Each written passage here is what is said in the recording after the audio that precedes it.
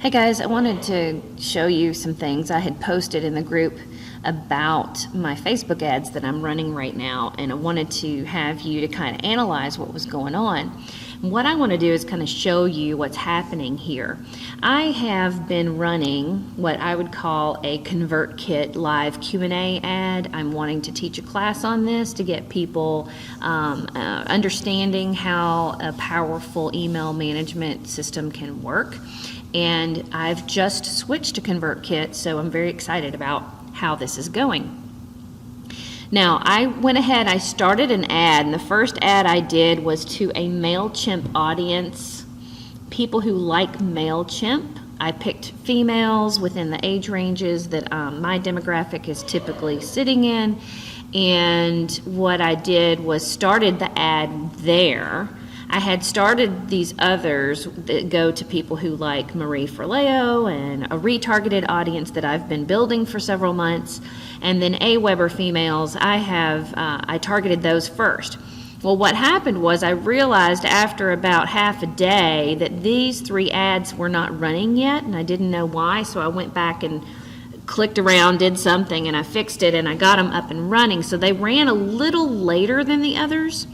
So what I wanted to do is, I'm getting a 33-cent click rate on the MailChimp one, which appears to be better than all the rest. That means that people have clicked there first. And they're still clicking there first. It's still holding.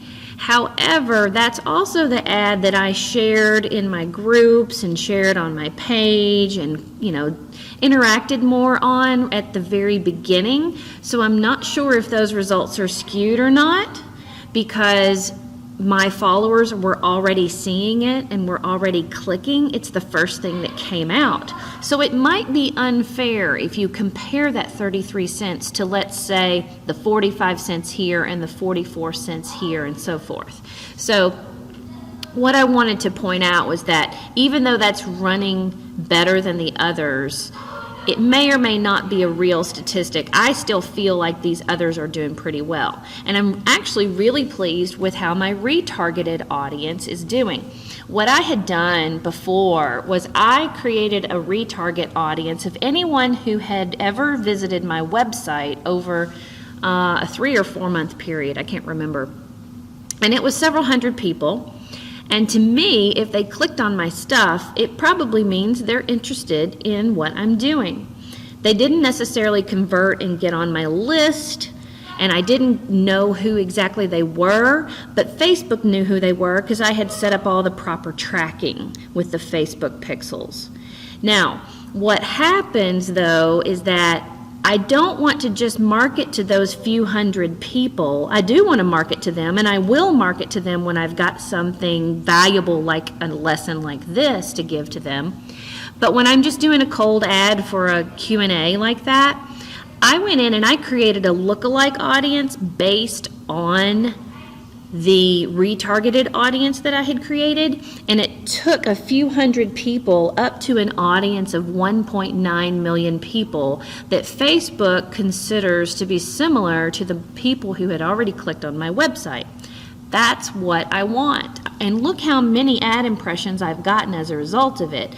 19,000 so far, and I'm only spending the minimum amount on these ads. I've reached 9,900 people, and yes, it's costing me more per click, but I feel like maybe I'm hitting some newbies out there who've never seen me before, and my list is growing. All I can say is that this is the website conversion here, but the actual conversion to the people who are signing up on my list is not that much more expensive. A lot of these people are actually signing up for the training, and it's because I have targeted everybody correctly, okay? Now, I've done many months of research to do this and to figure out what to say exactly to the right audience.